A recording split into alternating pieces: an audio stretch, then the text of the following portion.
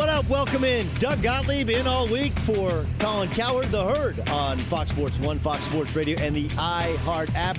Wherever you may be listening, however you may be listening to this show, thanks so much for making us part of your day. That's not a script. I've just listened to Colin as much as you have, and so I want to keep it as normal as possible. The great Holly Saunders is alongside, getting ready to share the news with us and share her thoughts with us on what I think is maybe a missed part of the Lonzo LaVar Lakers. 3 L's. You like that? Lonzo LaVar Lakers discussion. Alliteration. Right. Alliteration. Big words already. That's Michigan State. I'm just Oklahoma State. We're the Princeton of the Plains. I don't know what they called you up in Spartanville. Michael Rappaport will be joining us. He wants to argue with me, although he lost his voice talking trash on the Big Three, which is Mondays on Fox Sports 1. Chris Broussard will be in. We'll talk about the Cleveland Cavaliers. Wait to hear what Kyrie Irving said, how he would categorize. He used it. He used a word to kind of categorize this offseason for the Cavaliers. Plus, JJ Redick is going to join us, the $23 million man. That's not over the lifetime of a 10-year contract. JJ Redick is going to make $23 million this year. He's currently on vacation with his kids. I'm just wondering if the wife's like, hun, seriously? Upgrade, okay? Right. Like, upgrade, okay? I got the kids. We're moving across the country. $23 million. We're getting the presidential suite. JJ Redick will join us. Also, Doc Rivers talking about changing the style of Clippers basketball. Is it a subtle shot or is it a not so subtle shot at Chris Paul? Got to get to that. But let's talk about Lonzo LaVar Lakers, okay? Because I'm a parent. I have 3 children, and there is no perfect parenting style. You're going to make mistakes as a parent. Like, I have a daughter who's 11 years old, and oftentimes I'll go into her room at bedtime, and I'll just kind of lay next to her in bed, and I just allow her to talk and kind of try and tee her up with questions so that I know what's going on in her life. And there have been times to which she has asked me not to share things, and I've shared them with her mother. And it's like, we're supposed to kind of keep this code of my wife and I share those things with each other, but then sometimes I know she has a boy has a crush on her, she has a crush on a boy, and I wasn't supposed to say something. I try and not blur the line between friend and parent, but try and be as relatable as possible as she heads into the teenage years so that she doesn't shut down on me. On the other hand, I also, when she asks something to stay private, I need to keep it private. And it's not a relationship that I had with my parents. And my mom didn't have, or dad definitely did not have that with my sister. And so it's like, again, there's no book that you can buy on parenting which tells you what to do. It's just kind of a go by feel sort of thing. So LaVar Ball, I think by all accounts, is not a perfect parent, but he's not a horrible parent. There are people who will say, like, look, he's putting way too much pressure on his kid. He's putting cart way before horse. And with that kind of pressure, we've seen failure in the past. Case in point, in Southern California, Todd Mrnavich. On the other hand, he's kind of been Babe Ruthian in that he pointed to center field and called his shot. I mean, he said he did say they'd win a national championship with UCLA. They didn't. But he predicted the Lakers. He predicted greatness. He predicted a change in culture. And so far, he's kind of nailed most of those predictions.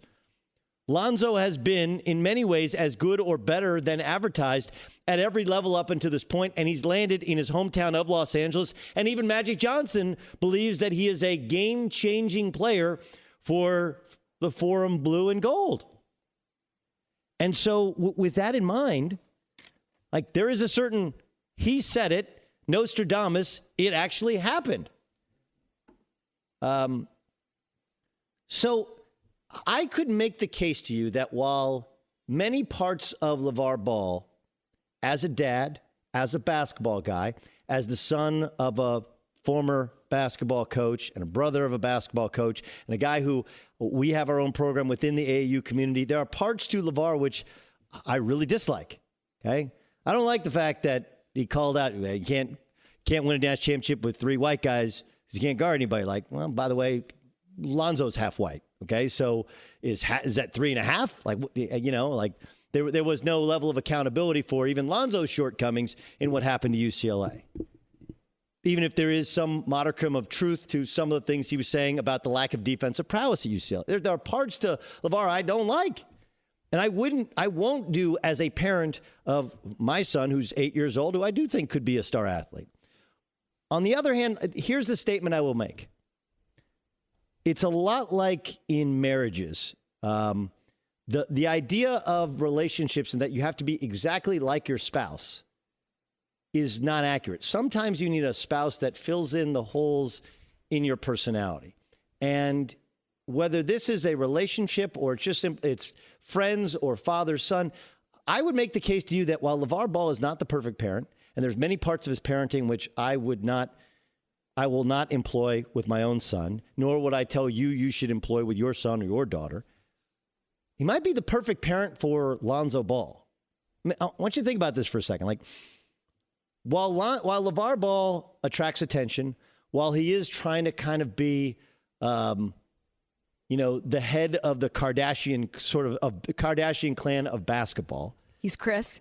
Yeah, he's kind of the Chris. There's kind of like a idiot savant kind of thing going on there, to which he says crazy things that should be laughed off, and it should cause us to turn off our cameras. Instead, it's drawn to him. Mm-hmm. The fact is that Lonzo is not really an alpha sort of personality. And LaVar takes a lot of that pressure away from him. LaVar talks, he just plays.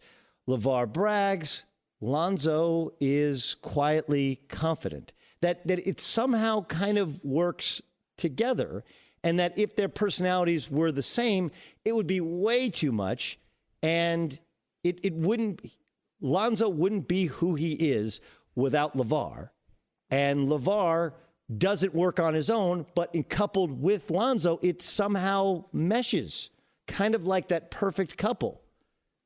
Whereas if you two alphas can't get married, that just doesn't work.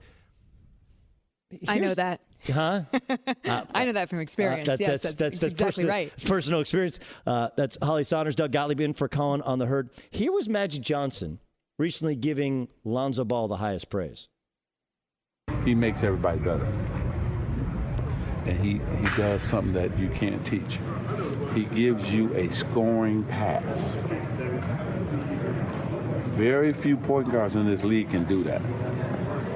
And so I'm talking about give you a pass that leads to the score, not just passing it to you.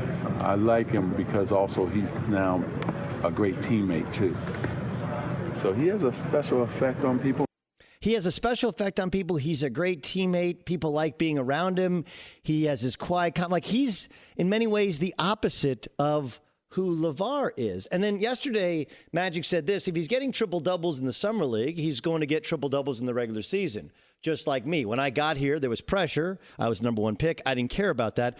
I'm going to play my game. Lonzo's going to play his game. The great ones do. That's accurate, but it's also the pressure. A lot of that pressure is taken away because LaVar ends up being front and center. When he doesn't play well in the first game of Summer League, it's LaVar that immediately answers questions to TMZ. It's LaVar that also answers questions when he does play well. Like, LaVar just keeps talking and acts like a buffer, and Lonzo can just kind of fit in and blend in and play basketball because of LaVar. Like, it's a crazy way to look at it.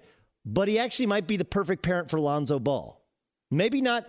It might flame out with LiAngelo or LaMelo, who went up for a dunk and got hung in an AAU game over the weekend and could be an early offseason recipient of a AAU version of Shaqtin' a Fool. I mean, yesterday, Magic made a point to give Kentavious Caldwell-Pope, new Laker, signed a one-year deal, came over from Detroit, Rich Paul a shout-out in KCP's introductory press conference. Take a listen. This is a special day for us. Rich Paul, his incredible agent, we want to thank him. And he worked well with us. I mean, this thing took one day and we made it happen. So Rich, we want to say thank you for that. Yeah, it's kind of a weird place in which the Lakers are in. Remember, Rob Pelinka, who's helping run the Lakers along with Magic Johnson, is a former agent. Rich Paul, you know the name. He's also LeBron James's agent. He's like, man, Rich Paul, you were awesome with this. You were really, because the Lakers want to create an environment to which, think of the trigger words in which they're using, right?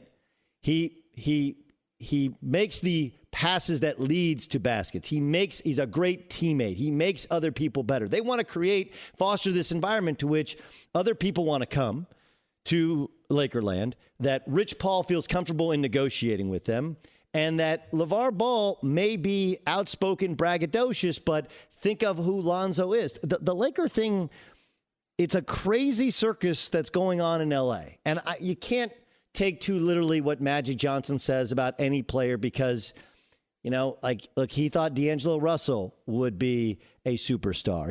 You go back to when he was at ESPN or you read his Twitter account, and he's not the greatest evaluator of what's great and what's just okay and what doesn't measure up to. That's kind of who Magic is. But you do have buffers between Lonzo and the real world, and somehow it feels like it's going to work, just like it's worked to get him to this point. Think about it. As much as LaVar Ball stealing the spotlight from the rest of the players at UCLA and even his son and Steve Alford, or some of the negative things that he said, as much as that might make you throw up in your mouth a little bit, he called his shot. His son ends up in L.A. His son's the number 2 pick. His son played at least up to, if not exceeded any expectations for the Summer League. And they continue to create this environment to which in a year, people are going to want to come to L.A., which is the opposite of what happened at the end of Kobe Bryant's run in L.A., where nobody wanted to come play with Kobe because it was Kobe's team and Kobe couldn't share his toys in the sandbox. Kind of a weird way of looking at the fact that LaVar Ball's not the perfect parent, but he might be the perfect parent for Lonzo Ball. Holly, I want to ask you a little bit later about you obviously covering golf. You know the relationship between the late Earl Woods and Tiger Woods, and about how in many ways that kind of worked, right? It did work, and many people like to point out that it was flawed in some ways. I mean, he had Tiger on the Mike Douglas show when Tiger was 2 years old, banging balls out there. Earl knew that he was a prodigy. He knew that. And you can say whatever you want about those two, but they're one of, if not the most famous father-son duo in sports history, I think. And Earl created what was the greatest golfer that we're ever going to see. From 1998 to 2008, we're not ever going to see anything else like that. Nobody hit it like Tiger Woods. You stand behind him on the driving range or anything like that, nothing sounds like that. And the way that ball came off that club face and his competitive spirit, everybody else knew that Tiger was going to win. Those 10 years, we're not going to see that kind of dominance again. But again, I will point out, in 2001, in an interview with Golf Digest, this is very interesting, Earl said, "I never treated Tiger like a kid. I treated him as an equal. We transcended the parent-child relationship a long time ago and became best friends." Doug, I don't know about you, but my mother was never my best friend. She was always my parent.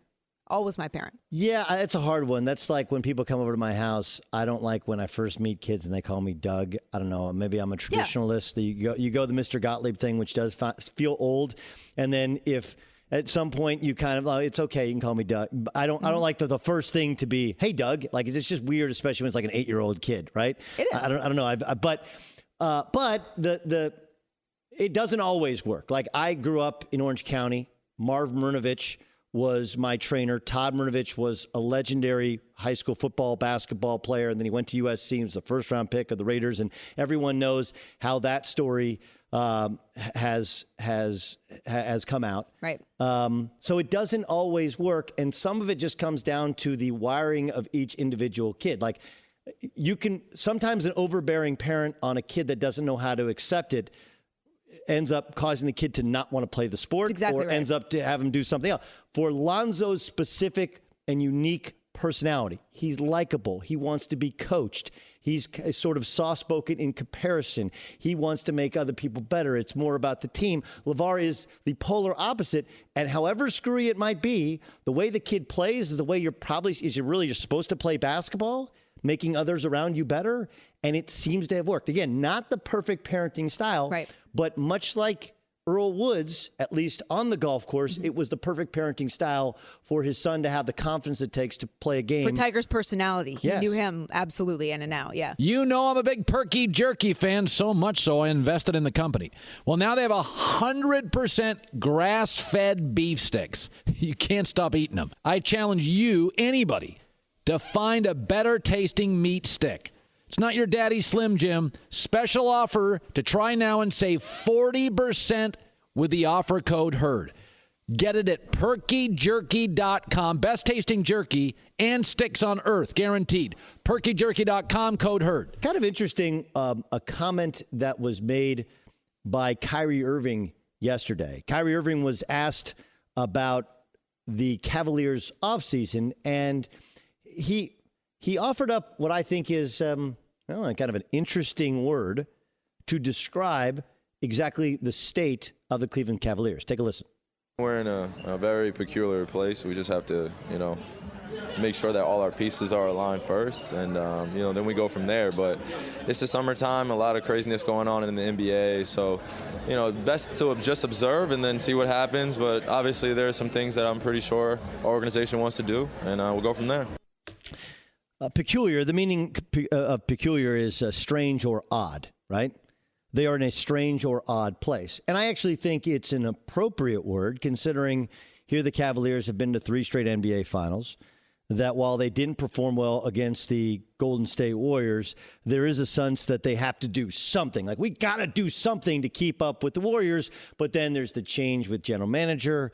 There's the rumors that LeBron James is going to leave at the end next year. For Kyrie himself, the discussion that his name was involved in trade discussions. The fact that news has come out that they thought they were going to get Paul George, only to have Kevin Pritchard, the general manager of the Indiana Pacers, be unavailable and kind of go ghost on other teams involved in the Paul George trade.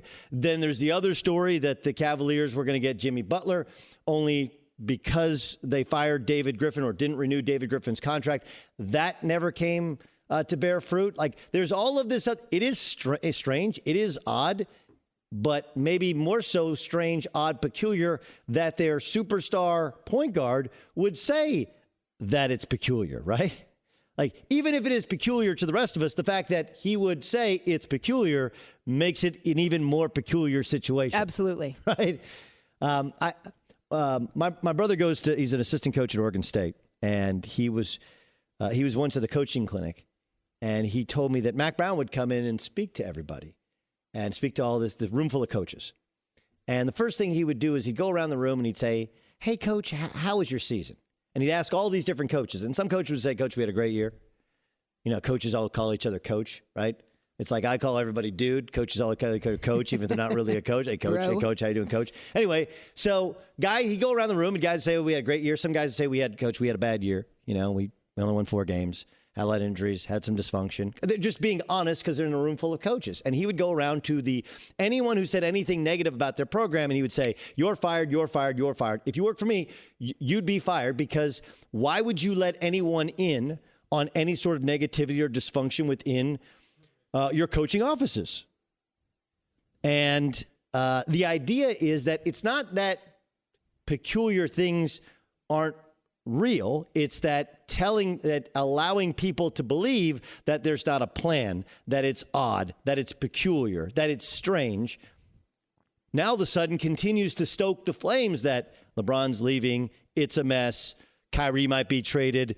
They don't know they don't know the direction of the program. But the biggest thing of the Cavs is there isn't anything particularly wrong with the Cavs, with the exception of, as I told Colin before the NBA Finals began, sports in many ways is about matchups at the highest level. In team versus team sports, it's about matchups. And even in golf, there's horses for courses, right? Mm-hmm. There's certain courses to which, the reason that Phil Mickelson has probably never won a U.S. Open is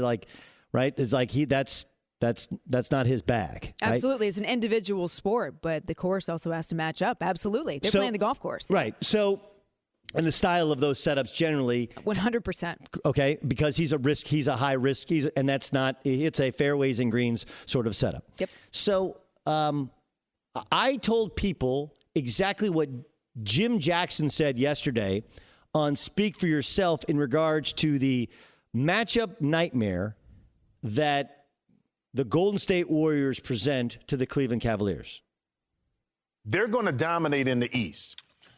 They can't physically get better to guard Durant.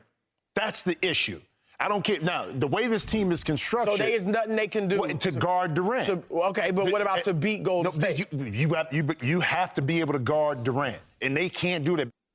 It reminds me in many ways. And, look, here's the construction of the Cavaliers. If LeBron's not guarding Kevin Durant, who is? Right? Tristan Thompson can't guard him. Kevin Love can't guard him. You go to the bench, Channing Frye can't guard him. As opposed to LeBron James, who's a matchup problem for most teams. Kevin Durant, okay, maybe you don't want him guarding the whole game. You look at their roster, and that's where Andre Iguodala comes in. Draymond Green, for a period of time, can guard him as well. There are other. The Warriors have a depth of athletes at that position. If you actually look at what the Boston Celtics have done in this offseason, Colin has been critical of them sitting on their assets and not trading those draft picks and maybe playing for future years, but they have transformed this roster from one that is guard dominant, guard heavy, to wing heavy or slasher heavy, if you will, or versatile forward heavy, right? Marcus Morris, Jaylen Brown, Jason Tatum, Gordon Hayward, all guys that can play and guard multiple forwards and different. That's the way in which the league is trending, and that's what the Boston Celtics have evaluated and prepared themselves for the next 5 years. That's what you have to be at both offense and defense in order to win in the NBA, as opposed to the Cavaliers. Here's what the Cavaliers are. All right, so Holly, as you know, my family, we're actually, the moving truck is actually at my house. We're moving from Connecticut second time. This time, I swear, honey, this is the last time, right? Moving from east to west. There's not much more in this world that I just dislike than moving. It's the worst. Let's be honest. It is. You know what? Moving is the worst. She has the kids at summer camp. She's got me here. She's a wonderful woman. She appears to be very happy with the process of me not being around. She actually told me it's not as endearing as she thinks it is. But when she says, what the best part of this move is, you're not here to question all of my moves. Right. You don't get in the way. I don't get in the way. Right. But in our search for the perfect home, right? Because we've moved enough, she's like, look, I don't want to move anymore because, like you said, everybody hates moving. It's terrible. You're trying to find the perfect home. And so we're like anybody else. We watch Property Brothers. We watch HGTV, right? Everybody wants the white kitchen, shiplap, shiplap, shiplap, shiplap, shiplap, right? Open concept, perfect yard.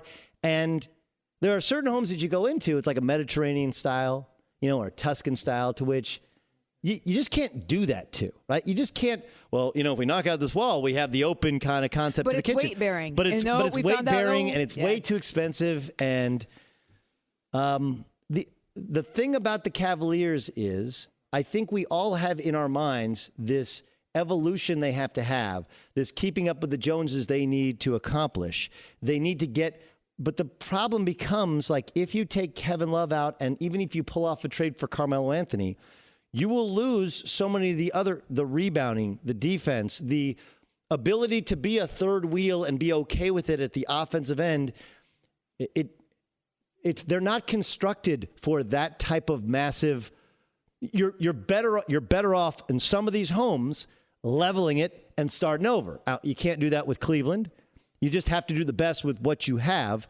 But the architecture of this particular team is flawed if you want to have the open concept or if you want to keep up with the Golden State Warriors. It forever seems to be flawed. This is the Herd Podcast. We also continue to cover the Dallas Cowboys and Ezekiel Elliott, and we kind of wait, not necessarily on bated breath, but we are waiting to hear at some point what becomes of this story where he got into some sort of kerfuffle which led to a Donnybrook. It wasn't really a fight. It seems like it was two hits, right? He hit a dude and the dude hit the ground.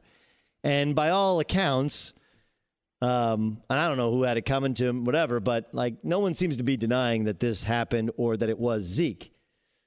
And we talked yesterday about the fact that this appears to be a pattern of behavior, not anything outside of the incident which never rose to the level of criminal charges with a woman, but there were photos of her having, a red spot on her neck, which at some point he was alleged to have caused. Whatever happened, we don't seem to know. But the league did not think it came to the level of suspension, and local authorities didn't seem to think it came to the level of criminal charges. That said, there's enough stuff going on to where Jerry Jones spoke about it last night in Dallas. Franchise has always been front and center. It actually was before I became involved. Our players know when they come in, we articulate and really try to inform our players of the interest and the amount of exposure, the amount of transparency there is in their lives. And like all of us, we do good some days and don't do good the others. That's not to be confused with the tolerating of bad behavior or illegal behavior. That's not what I'm talking about. I'm talking about just learning that your every move will be scrutinized. So Jerry Jones, I think there was like all of us, there was a little bit of accountability. Jerry Jones, we've had the pictures of him with a woman putting her head in his lap. We've had some of the other things that Jerry Jones has done. There's a certain pot calling the kettle black. On the other hand, there hasn't been illegal activity with Jerry Jones, which is kind of where he differentiated. And he's not wrong. Like, it is different when you're a Dallas Cowboy. It just is. It's different when you're a Cowboy. It's like, if the Jeremy Lin thing didn't happen in New York City with the Knicks, if Jeremy Lin, who's now a member of the Nets, if he had accomplished for 2 weeks, he dominated the NBA and dominated the headlines. If he had played the exact same way with the Brooklyn Nets, it wouldn't have been a national story, even though he was an Asian American ball player. With the Knicks, it's just different. With the Cowboys, it's just different. It's different in New York. It's different in LA, and it's different when you have the star on the side of your helmet. And, look, here's the Cowboys. David Irving, who, of course, was a breakthrough player last year. Got kicked out of Iowa State, and comes through with a couple of incredible games. He has 4-game suspension for PEDs. Damian Wilson arrested with 2 counts of aggravated assault with a deadly weapon. Nolan Carroll had a Dewey. Randy Gregory had another failed drug test. Now he's suspended for a year. So a little bit of this is the Cowboys, but a little bit of this is Ezekiel Elliott. And, it's interesting that we talked about LaVar Ball to start the show. And I mentioned that I don't believe that LaVar Ball's style of parenting is a perfect one, nor is it necessarily even a good one. It just works for Lonzo Ball. On the other hand, if you want to call him a helicopter parent, you're allowed to. But he is very, very involved in his son's life. Now, the juxtaposition of that with Stacey Elliott. Remember, Zeke Elliott comes from a good home, 2-parent home. And this is a reasonable statement made, I believe, last year. So it's in November of 2016. Stacey Elliott, Zeke's dad, said, "My biggest worry is I don't believe my son knows how to navigate life of being a superstar." This is what he told ESPN the magazine. "He's like a little boy who wants to play football and have fun and enjoy people. We've always said this about Ezekiel ever since he came into the world. He's just happy to be alive. He's just a happy guy, but this world is not." It sounds like not necessarily a naive parent, but a parent who, this is crazy. I think Stacey Elliott probably has every intention of being a really good father, being really supportive, but staying out of the way of his now adult son as he explores being a superstar in his chosen profession. You don't think it sounds like he's blaming everybody else other than his son? You don't think he was blaming anybody there? He saying everybody else, the rest of the world. His son's happy, but everybody else is not. Yeah. I don't know enough. Probably a little bit of. Again, some of this is parenting, right? When it's your son or your daughter, it gets really hard. Like, I raised them. I know that this is not the person that you're perceiving him to be, and maybe this is. Remember, this is in November. And so there's the possibility of, the marijuana dispensary thing. He didn't go and buy weed. And, oh, yeah, by the way, it's not actually illegal to buy weed in the state of Washington for a preseason game. This is it's not criminal. Okay? And so I think some of it might be the reaction to or the perception of who Ezekiel is. And he's like, look, he's a happy-go-lucky kid, and sometimes the world wants to suck the life out of you and make you into a robot or change you into a superstar where there's a buffer between you and the real world, and that's not who he is. I think in many ways the intent of Stacey Elliott seems to be to be supportive, to give him a good foundation, to understand your child, and let him make his own mistakes, but he's made plenty, as opposed to LaVar Ball, who's overbearing, involved too much, but yet in many ways that's what his son needs, and maybe Stacey Elliott, who talked about moving in with his kid, might actually need to be a little bit more overbearing. It's an interesting juxtaposition because you'd rather raise your kid the right way and let them explore adulthood for most people, but you have to know your kid. It's and you have to know balance. The situation. It's a delicate balance. That's a perfect way to put it. That's what I was kind of searching for, and you found it for me. So it's hard for Jerry Jones to be like, hey, look, we got to manage, being a Dallas Cowboy. Like, nice accent. Really? Really spot on. Really?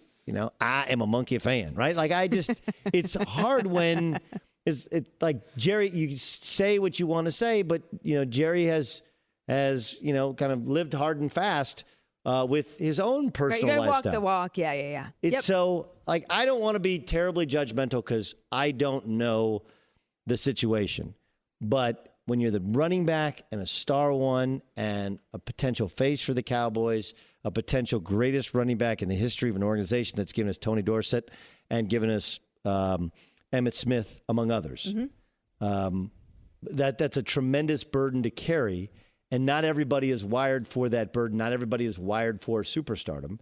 And balancing out, should you be more like LaVar, even though that's not how you normally want to raise kids, as opposed to being more like Stacey Elliott, which seems to be a very wise and constructive and good foundation for having to raise kids, but in this particular instance might not actually allow your kid to become the best that he can be in his chosen profession. Right. When do you step in?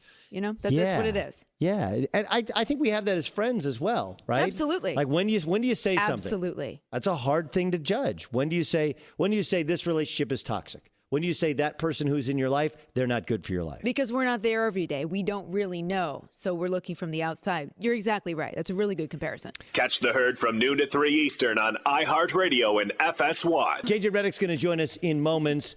He signed a one-year, $23 million deal, and he leaves the Clippers behind. I want to ask him about Doc Rivers' comments yesterday. So Doc Rivers introducing his new team of guys that's going to replace Chris Paul. Take a listen to what he had to say about the changes they're going to make in style of play.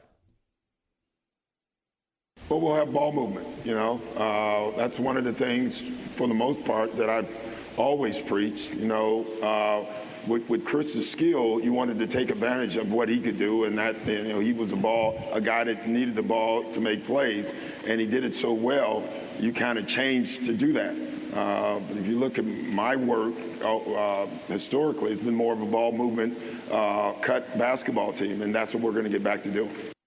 I don't know if that's terribly accurate. That wasn't who they were in Boston, although he did have Rondo, who's a very good passer, but it wasn't necessarily truly a ball movement team. Still, I don't take what he said as a slight towards Chris Paul. I actually took it as a smart characterization in some ways of the skill set of Chris Paul, but also the skill set of the players that they had. Remember, Chris Paul averaged 86.2 touches per game. That's the 8th highest total in the league. Among top 10 players in average league touches, he averaged second in seconds per touch, 4.98 seconds. In other words, he not only got the ball almost every time down the court, but then he held on to the ball longer than anybody else. The Clippers also had the 4th best offensive rating in the league, 110.3. In other words, people like to take shots at the way in which the Clippers played, which was so wildly dependent on Chris Paul, but it was wildly effective. I would defend the way that they played because that's the way you play if you have Chris Paul. And frankly, that's the way you play if you have Chris Paul combined with JJ Redick, Luke Mbamute, with DJ inside as well. Like, the only other capable ball handler passer is Blake Griffin. And as good a ball handler as Blake Griffin has shown himself to be, and we'll see more of it obviously in this coming year. He's a good passer and ball handler for a power forward, not anywhere near in comparison to Chris Paul. So I don't take that as a slight. I take it as a characterization of their team. It's people want the Cleveland Cavaliers. Why don't they play like the Golden State Warriors? Well, because you don't want Tristan Thompson and Kevin Love and J.R. Smith handling the ball or touching the ball or possessing the ball the same number of seconds or volume of times that you do a LeBron James or a Kyrie Irving. Like, you set a system together based upon the skill set of your players, and whether or not Doc Rivers has done it in the past and he'll do it in the future, like, don't mischaracterize who the Clippers were. They were never truly healthy in the NBA playoffs. That's a big reason they never lived up to the hype as to the talent that they had, the timing of that talent. Like, I wouldn't be critical of Doc Rivers' style with Chris Paul because it fit their personnel. Maybe I'm wrong. You know who would know? JJ Redick would know. He's got his own podcast, Chronicles of Redick. And, of course, he also has a mini documentary called The Process with JJ Redick, which is available at uninterrupted.com tomorrow at 8 a.m. Eastern Time. The Process, because he signed a one-year, $23 million contract with the Philadelphia 76ers. Now he's kind enough to join us. He's joining us from vacation with his kids. JJ, how are you? I'm doing good. The boys are asleep right now, so we got a little bit of quiet time here. All right, good. We don't want to wake them up with you shouting into the phone. Are you doing balcony? Are you doing like adjoining room? Like, how are you doing this? Yeah, we have like adjoining rooms. Oh. Yeah, so I'm in the main room's bathroom right now, just locked away. All right, cool. That's not creepy in any way. We appreciate you doing that. Look, Doc said yesterday that he wants to have more ball movement now as you're gone and Chris Paul's gone. And what he said was like, look, when you have Chris Paul, you play to his strengths.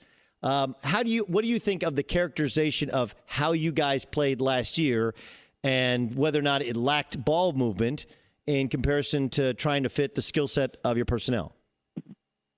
Well, Chris is arguably one of the top point guards ever. You want the ball in his hands.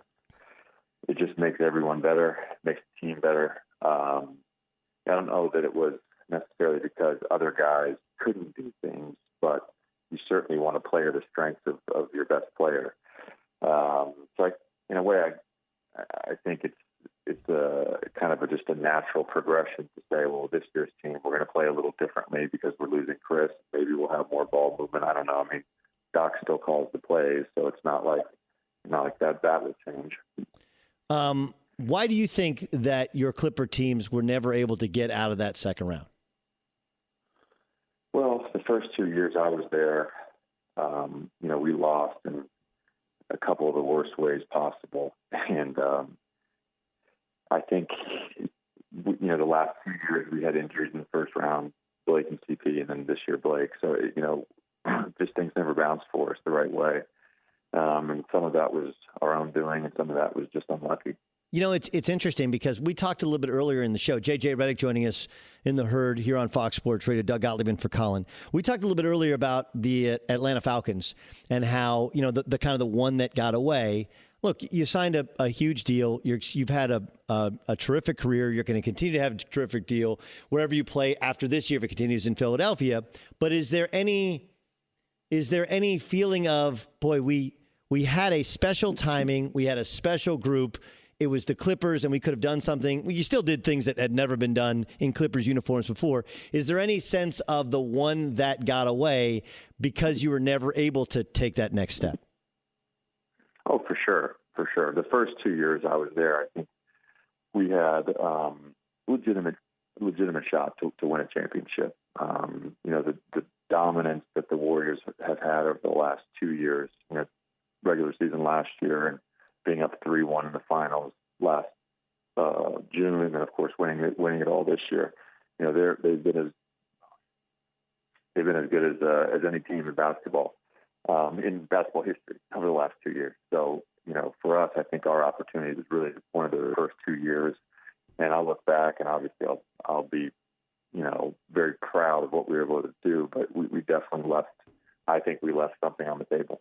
Utah made it a point to not let you beat them, right? They tried to completely take you out of the game, and they statistically did a really, really good job. Take me into your mindset during that epic series. When you're a pending free agent, and many ways we as fans think you're going to be evaluated based upon the last time we see you, how much pressure did you put on yourself to perform at a high level, considering you knew that free agency was the next thing? Well, my thing was about the team, obviously. I wanted to do things to help my team win. I wish I could have played a little better in that series. Doc told me and the team in the film session after game one that he wanted me to be a screener and to kind of be in the corner and space the floor because they were paying so much attention to me. So I kind of knew at that point, like, I wasn't going to get a ton of shots. I think I had one game where I took more than 4 or 5 shots. So I kind of knew that was going to be the case. In terms of free agency, that wasn't, even on my mind yet. It was more, let's try to figure out a way to get to the second round. In hindsight, should Doc have used you more like he used you previously, or more like he used Ray Allen, move you around the court more to attract more attention as opposed to sitting you in the corner? Well, I think every playoff series is different. I think you kind of adjust to what you got going or what the other team is doing. And, Doc felt it was best to just put me in the corner. I mean, he even said that after Game 7, that maybe he should have ran some more stuff for me. Stuff action where we get like single side bumps, and with me on the strong side in the corner, like, they just didn't come off of me. So he felt like he could kind of exploit Chris and DJ or Chris and Blake in pick and rolls, and have those guys kind of get off. Right. I mean, look, it's smart. If they're going to hug up on you, you put them on the same side. They can't cover the roll man, and they got alley-oop after alley-oop after alley-oop. It wasn't enough. JJ Redick joining us actually live from vacation with his family. The Process with JJ Redick is a new mini documentary, which you can see on uninterrupted.com tomorrow at 8 a.m. Eastern time. Okay, so you go to Philly. No one's going to argue with the money, right? The money is crazy. It's only for 1 year. But going from a team that, at least in theory, was contending for a championship, as opposed to going to a team that's contending for legitimacy, right? That's really what they need. They have all of these assets, all of these young players. Now you're the veteran that's supposed to come in and be a pro and stabilize this team and just get to the playoffs. What's that like mentally to understand that you're not going to Philadelphia to compete for a championship? You're just going to try and make the playoffs. Yeah, I mean, first of all, I talk about this in the documentary, and I talked about this today on my podcast. But I know the 1 year deal it's a crazy number for a 1 year deal. I know that, but for me, it wasn't about the money. I really stressed in the documentary that I really wanted stability for my family, and we've kind of moved off-season homes twice now in the last couple of years. We've had 2 kids in the last 3 years. We've had sort of a lot of change happen to us. We knew we weren't going to be back with the Clippers. I think on June 29th, when I got the call saying they weren't going to offer me any contract. So we really just wanted stability, and there weren't any offers long-term on the table that I liked. There was a 3-year deal from Houston. There was a couple of 2-year deals from other teams, but there was nothing I liked. So the money part of it was more just about, I wanted to go to Philly. I thought it was a really unique opportunity, and certainly the 1 year deal at a very high number helped. But sort of the chance to get to your question, sort of the chance to be a mentor and sort of show these young guys how to be a pro, but also still play and try to help them win and get to the playoffs. Like, that's a really unique challenge at this point in my career. And so that's something that honestly is very exciting and a little bit rejuvenating too. All right, here's a clip from your mini documentary, The Process with JJ Redick, on the actual pace of free agency. Greg called and he said, we need to move on Philly. And I said, okay, well, what about Houston? And Greg said, they're not going to do a 4-year deal. The owner's now saying he'll only do a 3-year deal. So I said, okay, well, I got to go back to our apartment and go talk to Chelsea about what we want to do. How long do I have with this Philly thing? And he said 15 minutes. And I said, no, like, I need at least an hour. He's like, well, I don't know if you have an hour. At one point, I was just laying down on a bench waiting for Mike D'Antoni to call me. That was probably my lowest point of the weekend. I went back to our apartment. I walked in. I told Chelsea what was happening. And, I said, I'm in. So has there, the moment you agreed to the deal, was there ever any, wait a second, like ever any second thoughts? You talk about the pace. You don't have a lot of time, $23 million, take it or leave it. You decide to take it after it kind of goes through it. Was there any, what the hell did I just do? Well, on my podcast today, I had Brian Colangelo on, and to get to sort of your point about the pace, I didn't know this till Brian told me this on my podcast, actually, but when Greg called and said you had 15 minutes, the reason was because Brian had just landed in Los Angeles. We had met in Philly the night before. He got on a plane, had just landed in Los Angeles, was headed to a meeting with a player that he won't name. It was Andre Iguodala, and said, we're going to offer, another 1 year at a high number to this guy. If he takes it, then my deal was off the table. So I had to make a decision. Like that was the point in time where if it was Philly, I had to go there, or I had to say no, and that offer was going to be off the table. Once I committed, I called Brian and I committed. There wasn't any sense of like, what the hell did I just do? It was just an immediate flip, and my mindset was like, all right, this is the next challenge, this is the next thing, this is the next phase of our life. Let's figure this out and make the most of it. Look, you kind of try to have a normal life, right? As you said, we just have 2 kids. You moved from Manhattan Beach to Brooklyn. You bought a place in Brooklyn, but now it's a 1-year deal.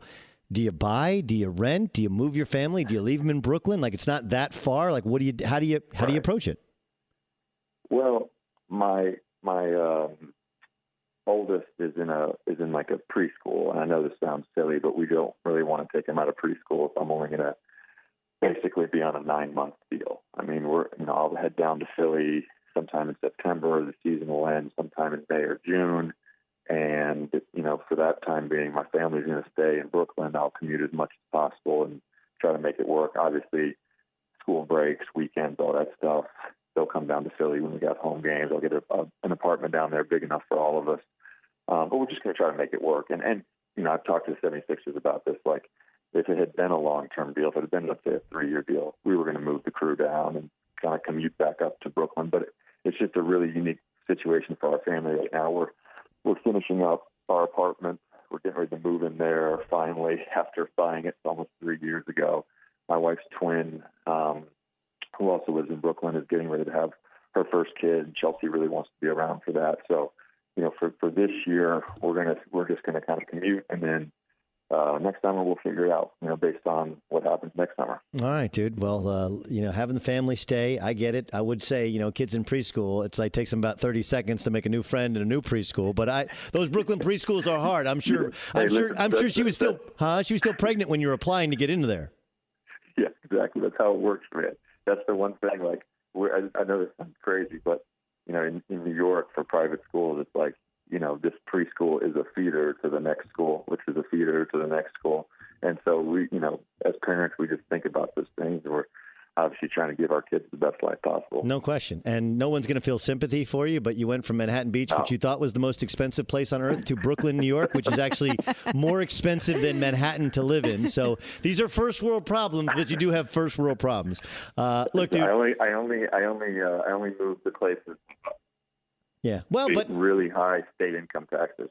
Yeah. I mean, yeah. On the other hand, in the 3 years you've owned it, the value of your apartment's probably, doubled or tripled anyway. So again, we're not crying tears. Dude, enjoy vacation. We'll check out the process with JJ Redick. It's a mini doc tomorrow on uninterrupted.com. Of course, your podcast Chronicles of Redick, which is up now. Enjoy vacation. Thanks so much for catching up with us, JJ. We really appreciate it. All right. Okay. Thanks for having me on, Doug. What do the wise guys wear?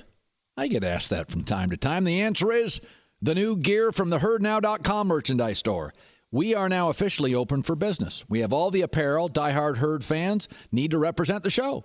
Go to theherdnow.com. If you don't, that's a you problem. And that's a you problem is one of our shirts. Check it out. Theherdnow.com. The HerdNow.com store is open for business today.